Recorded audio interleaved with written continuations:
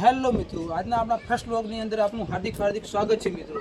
તમે જોઈ શકો છો આજે 2 ઓક્ટોબર છે। 2 ઓક્ટોબર એટલે કે ગાંધી જયંતિ અને 2 ઓક્ટોબરના દિવસે એક બીજો બી તહેવાર છે। તમને ખબર છે? ના ખબર હોય તો કમેન્ટ કરીને જરૂર બતાવજો ને તમને ના ખબર તો હું જણાવી દઉં છું કે 2 ઓક્ટોબર એટલે આજે રાવણને સળગાવવામાં આવ્યો હતો એટલે કે દશેરો છે મિત્રો। તો તમે જોઈ શકો છો આજે 2 ઓક્ટોબરના દિવસે આજે 2 તહેવાર ભેગા થયા છે મિત્રો, ગાંધી જયંતિ અને દશેરો। તો દશેરાના દિવસે રાવણને સળગાવવામાં આવ્યો હતો એટલે કે ક્રાંતિકારી હતો અને શાંતિકારી હતા એ ગાંધીજી, એમનો આજે જન્મ થયો હતો। તો એક હતો શાંતિકારી, એક હતો ક્રાંતિકારી। તો મિત્રો શાંતિકારી હતો એનો આજે જન્મ થયો હતો અને ક્રાંતિકારી રાવણ જેને કે સળગાવવામાં આવ્યો હતો। તો મિત્રો તમે જોઈ શકો છો ક્રાંતિકારી અને શાંતિકારીમાં કેટલો ફરક છે। તમે કયા છો એ તમે કમેન્ટ કરીને જરૂર બતાવજો મિત્રો, શાંતિકારી છો કે ક્રાંતિકારી છો। આજના બ્લોગની અંદર મિત્રો હું તમને જણાવવા માગું છું કે ગાંધીજી બહુ શાંતિકારી હતા, એમના કારણે આજે આપણે ઇન્ડિયાના ચલણની અંદર એમની તસવીર જોવા મળે છે।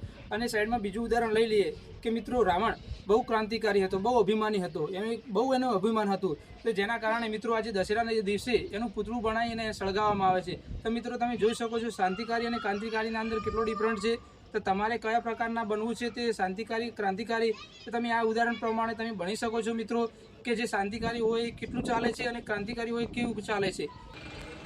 આજના બ્લોગની અંદર મિત્રો 2 ઓક્ટોબર એટલે ગાંધી જયંતિ અને દશેરો બંને તહેવારો સાથે છે। તો મિત્રો શાંતિકારી અને ક્રાંતિકારી બંને ભેગા થઈ ગયા છે। તો ચલો મળીએ નવા બ્લોગની અંદર, જોઈએ છે શાંતિકારી અને ક્રાંતિકારીના અંદર શું થાય છે।